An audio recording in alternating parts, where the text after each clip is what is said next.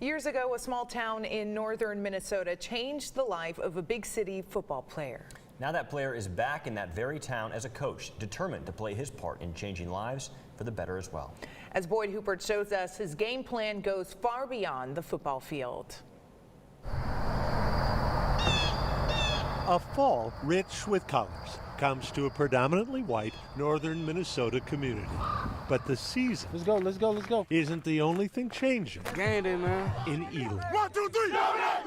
Vermillion Community College Let's wake up. has a new football coach I see confusion in some of y'all eyes. who's recruited new players newly connected to this northern outpost, best known for mining, timber, and tourism. Pulling into town, I was like, wow, kind of surprised me. Montario McAfee, Caught me off guard. recruited over the phone from Kansas City. No Pizza Hut, no McDonald's, no none of that.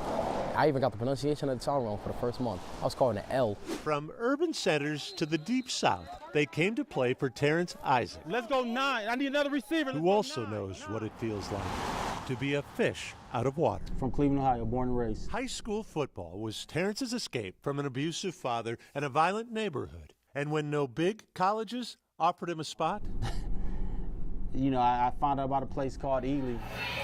then, on his way to becoming a star receiver on a championship team, Terrence scored something more. It took me from an environment of violence to an environment of peace. This is a place that actually I needed. I needed it so bad. How big an impression left? Good job, number 18.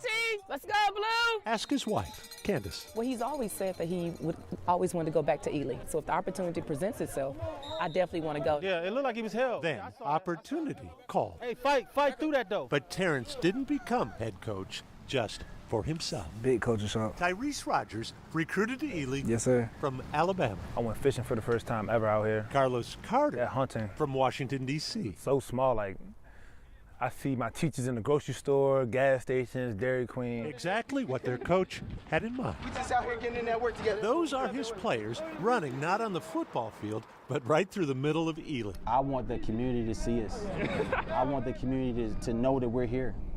There's a stereotype on African American males, so I wanted the community to see these guys and see something different. Break it up.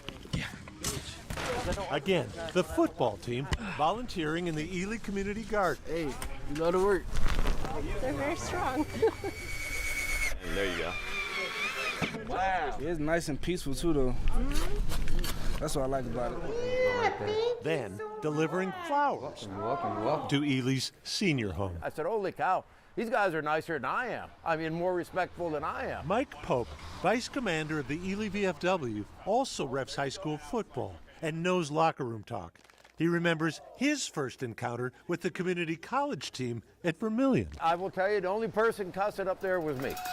And over the months, the more the players have reached out, Ely's reached back, easing their parents' fears of sending black sons to a small town in the state that produced the police officer who murdered George Floyd. I just tried to reassure them that, look, it's gonna be okay. I went to school there. For good measure, look who Coach Isaac invited to welcome his players their first week in town. Hopefully they'll be able to learn us by first name, last name. Chad Hood, Ely's chief of police. He told us, he was like, there's gonna be people here that will make your life hard.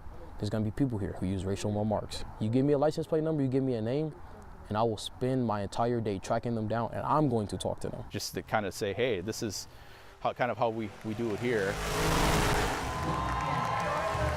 Still a predominantly white town, but a community in which a predominantly black football team In the name of the Father, is feeling more and the Holy Spirit. and more Here we go. immersed, Raising up. There we go. including several newly baptized souls Here we go. at Ledge Rock Community Church. Definitely cold in Alabama water. Far from home, Touchdown. but still Good job. home. Good job. I don't have any children who play on the team, but all these kids are our family. I love the feeling of winning, baby. I love the feeling of winning. Here we go. Oh my God. Oh, we got him. 1, 2, 3. Decades after Terrence Isaac found a home here, Ely's front door is still propped open. Ely will always have a place in my heart no matter where I go after this.